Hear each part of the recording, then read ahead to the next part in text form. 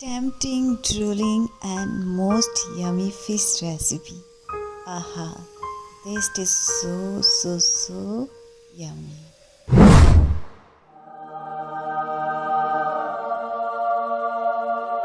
Hey Wayfarer family, welcome back to my channel The Mo Wayfarer.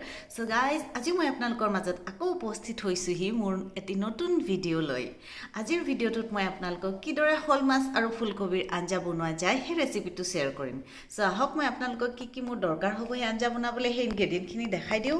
মই ইয়াত লৈছো এটা স্মল সাইজ ফুলকবি, দুটা টমেটো মানে বিলাহী, পিয়াজ এটা, কেইফুটামান নহৰু, আধা ইঞ্চ আদা, কেইটামান কেঁচা জলকীয়া। তো এতিয়া সবতকৈ ফাৰ্ষ্টত মই এই ফুলকবিটো কাটি লম, কাটি পেলাই এইখিনি গৰম পানীত এক উতল অহালৈকে বইল কৰি লম। তাৰ পিছত আহক মই মাছখিনিও একেহাতে মেৰিনেট কৰি লওঁ। গাইস, এই মাছখিনি মোক মোৰ হেড বাইদেৱে উপহাৰ স্বৰূপে দিছিলে। তেওঁ মোক বহুত ভাল পায় আৰু সদায় কিবা নহয় কিবা এটা তেওঁলোকৰ ঘৰত ঘৰুৱা কিবা বস্তু থাকিলে মোক কাৰণে থৈ দিয়ে। সো এই মাছটো তেওঁলোকৰ পুখুৰীত মাৰা মাছ আছিলে, মোৰ কাৰণে থৈ দিছিলে। যোৱাকালি মোক তেওঁ গিফ্ট স্বৰূপে দিছিলে।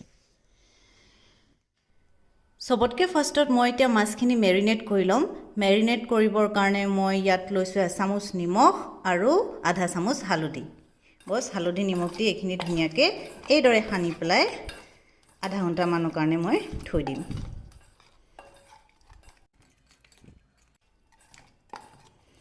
আৰু যেহেতু মই ময়দা দি পেলাই মাছখিনি ধুয়ে লৈছোঁ, ইয়াৰ পৰাতো বহুখিনি স্মেল গুচিয়ে গৈছে। আৰু তথাপিও যদি আপোনালোকৰ কাৰোবাৰ মাছৰ পৰা গোন্ধ পোৱা প্ৰব্লেমটো থাকে, তেনেহ'লে আপুনি মেৰিনেট কৰাৰ সময়ত ইয়াত অকণমান নেমু টেঙাৰ ৰসো দি দিব পাৰে। সেইটোৱেও মাছৰ যিটো স্মেল থাকে কেঁচেমা কেঁচেম, সেইটো বহুতখিনি ৰেহাই পোৱা যায়।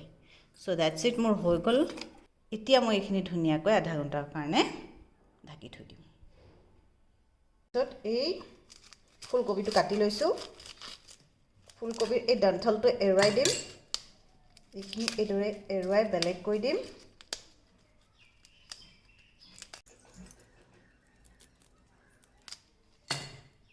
এতিয়া এইদৰে ডাঙৰ ডাঙৰকৈ এপাহ এপাহকৈ মই ফুলকবি এৰুৱাই ল'ম।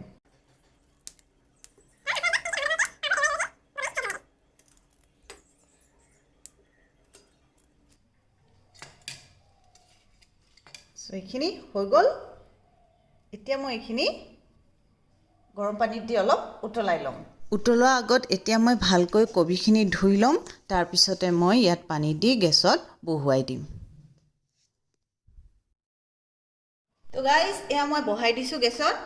এতিয়া গেছটো জ্বলাই দিম আৰু উতল অহালৈকে এইখিনি এনেদৰে গেছত থাকিবলৈ দিওঁ। আৰু ইন দ্য মিন টাইম অকণমান নিমখো দি দিওঁ।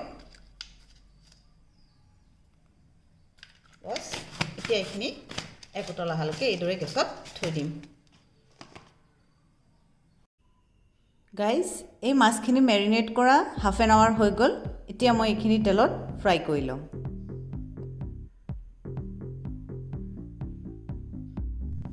এয়া মই কেৰাহীখন গেছত বহাই দিছোঁ। এতিয়া মই কেৰাহীখন অলপ গৰম হ'বলৈ দিছোঁ। কেৰাহীখন গৰম হৈ গ'ল। এতিয়া মই ইয়াত দিম মিঠাতেল। আৰু এই মিঠাতেলখিনি অলপ গৰম হ'বলৈ দিওঁ।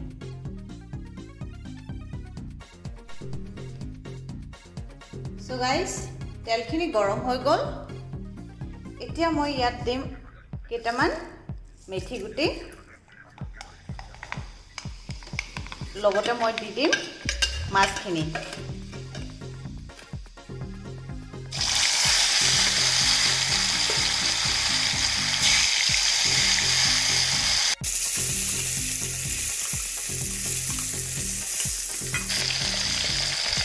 মাছখিনি এতিয়া মই ধুনীয়াকৈ ফ্ৰাই কৰি ল'ম।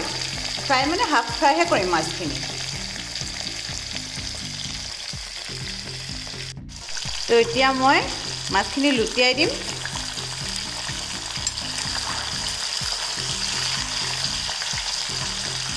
তো গাইজ, মাছখিনি ফ্ৰাই কৰা হৈ গ'ল। এতিয়া মই এইখিনি কাঢ়ি দিম।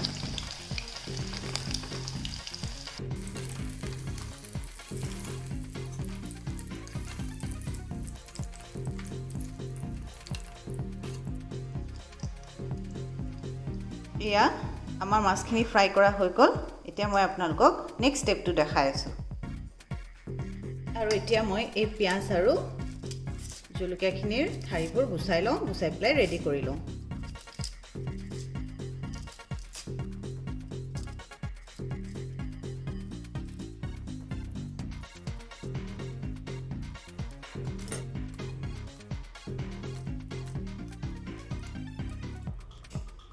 এয়া মই বিলাহীখিনি কাটি ললোঁ এতিয়া মই পিয়াজখিনি স্লাইচ কৰি লওঁ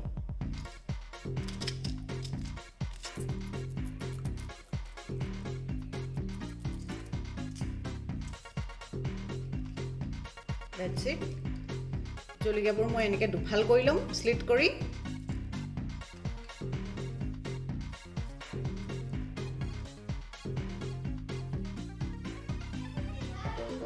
আৰু এই আদা নহৰুখিনি মই খুন্দনাত খুন্দি লওঁ তাৰপিছত আপোনালোকক মই নেক্সট ষ্টেপটো দেখাই আছোঁ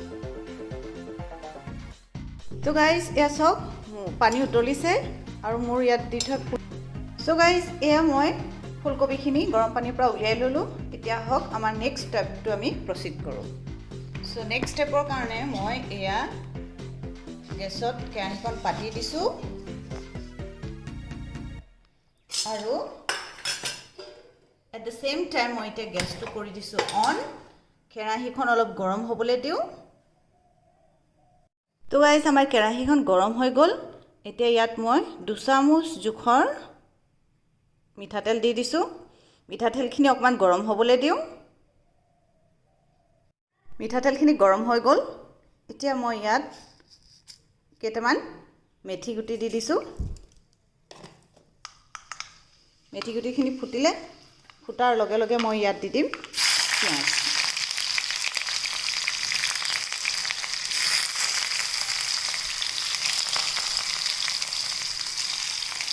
লৰাই দিম এইখিনি গেছটো মিডিয়াম ফ্লেমত কৰি লওঁ পিঁয়াজখিনি অকণমান ট্ৰান্সলুচেণ্ট হ'বলৈ দিওঁ চ' গাইজ চাওক পিঁয়াজখিনি ট্ৰান্সলুচেণ্ট হৈ গ'ল এতিয়া মই ইয়াত দি দিম আদা নহৰুৰ খুন্দা পেষ্টখিনি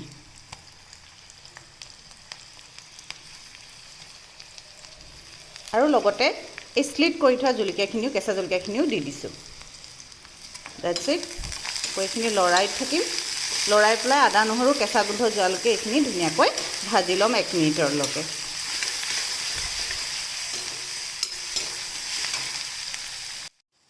তো গাইজ পিঁয়াজ নহৰু আদাখিনি ভাজা 1 মিনিট হৈ গ'ল এতিয়া মই ইয়াত দি দিম 1 চামুচ হালধি আধা চামুচ কাশ্মীৰী লাল মিৰ্চ পাউডাৰ সোৱাদ অনুযায়ী নিমখ আৰু এইখিনি ধুনীয়াকৈ লৰাই দিম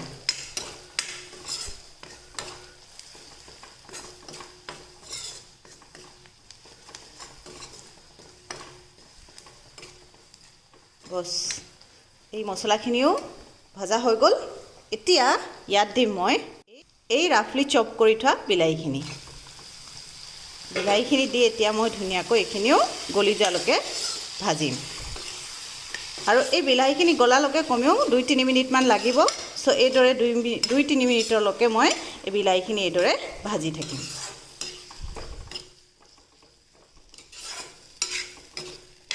বিলাহীখিনি যাতে সোনকালে সিজি যাওক মই এতিয়া বিলাহীখিনি ঢাকি দিম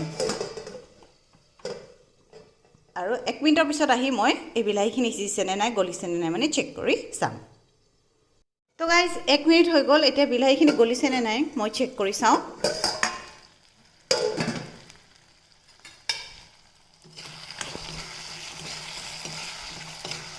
চাওক বিলাহীখিনি প্ৰায় গলিছেই এনেকৈ মই অলপ হেতাই মেছ কৰি দিছোঁ আৰু তেল বিৰিঙি অহালৈকে মই এইদৰে অকণমান দেৰি থাকিবলৈ দিওঁ তো গাইজ 1 মিনিট হৈ গ'ল এয়া চাওক তেলবোৰ ধুনীয়াকৈ বিৰিঙি আহিছে ছাইডৰ পৰা তাৰমানে আমাৰ এই পেষ্টটো ৰেডি হৈ গ'ল এই সময়তে মই এতিয়া বইল কৰি থোৱা এই ফুলকবিৰ ডখৰখিনি দি দিম আৰু দি পেলাই এতিয়া মই এইখিনি ধুনীয়াকৈ লৰাই দিম যাতে গোটেই মছলাখিনি ফুলকবিত সান খাই যাওক আৰু এইদৰে মই 2-3 মিনিটমান ফুলকবিখিনি ভাজি ল'ম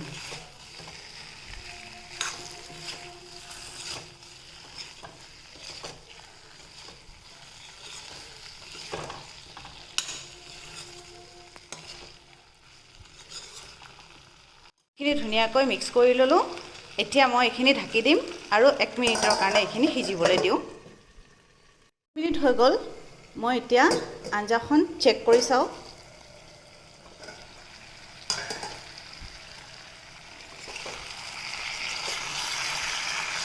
অকমান লৰাই দিওঁ লৰোৱা কামটো অকমান লাহে লাহে কৰিব নহলে ফুলকবিবোৰ ভাঙি যোৱা চান্স থাকে আৰু ফুলকবিবোৰ ভাঙি গলে ভাল নালাগে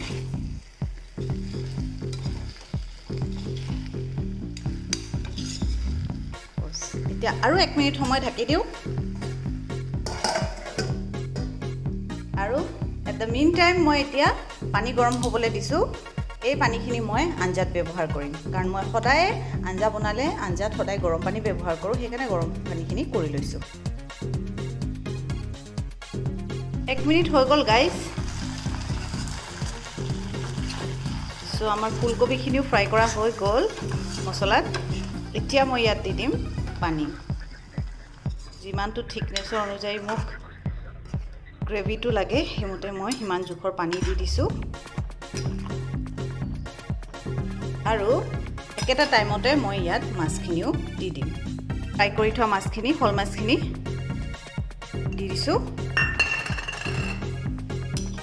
লৰাই দিম লাহেকে বস গেছটো কৰি দিম হাই আৰু এতিয়া মই ঢাকি দিম 10 মিনিট মান এইখিনি ফুল ফ্লেমত সিজিবলৈ দিম 10 মিনিট হৈ গ'ল এতিয়া মই আঞ্জাখন চেক কৰি চাওঁ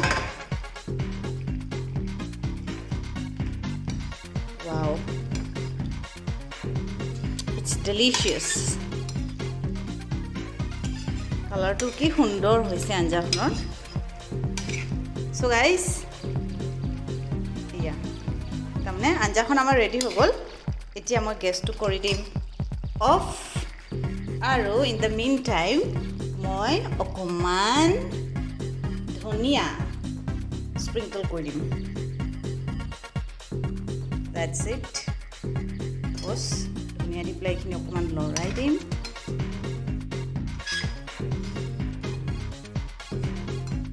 বস এতিয়া মই সুন্দৰকৈ পৰিৱেশন কৰি আপোনালোকক দেখুৱাই আছোঁ এটা এটা সিম্পল ডিশ হয় অসমীয়া মানুহে প্ৰায় এটো বনাই খায় খাবলৈ ইয়াত বেছি মছলাও ব্যৱহাৰ কৰা নহয় আৰু বহুত বহুত বহুত নিউট্ৰিচিয়াসও হয় সো এনেকৈ কম মছলাত বনোৱা খাদ্য খাই বহুত কেতিয়াবা ভাল লাগে সো আজি মই মোৰ লাঞ্চত মই এই হল মাছৰ সৈতে ফুলকবি বনাইছোঁ আৰু ভাবিলোঁ আপোনালোকৰ লগতো এই ৰেচিপিটো শ্বেয়াৰ কৰোঁ সো গাইজ যদি মোৰ এই ৰেচিপিটো আপোনালোকৰ ভাল লাগিছে তেনেহলে মোৰ ভিডিঅ'টো লাইক কৰিব কমেন্ট কৰিব শ্বেয়াৰ কৰিব আৰু কোনোবা যদি এতিয়ালৈকে নিউ হয় মোৰ চেনেললৈ প্লিজ মোৰ চেনেলটো সাবস্ক্ৰাইব কৰিব তাত থকা বেল আইকনটো দবাই দিব যাতে যেতিয়াও মই নিউ ভিডিঅ' আপলোড কৰোঁ আপোনালোকে নটিফিকেশ্যন পায় আৰু মোৰ ভিডিঅ'বোৰ উপভোগ কৰিব পাৰে তো গাইজ আজিলৈ মোৰ ভিডিঅ'টো ইমানতে সমাপ্ত কৰিছোঁ until my next video' bye bye take care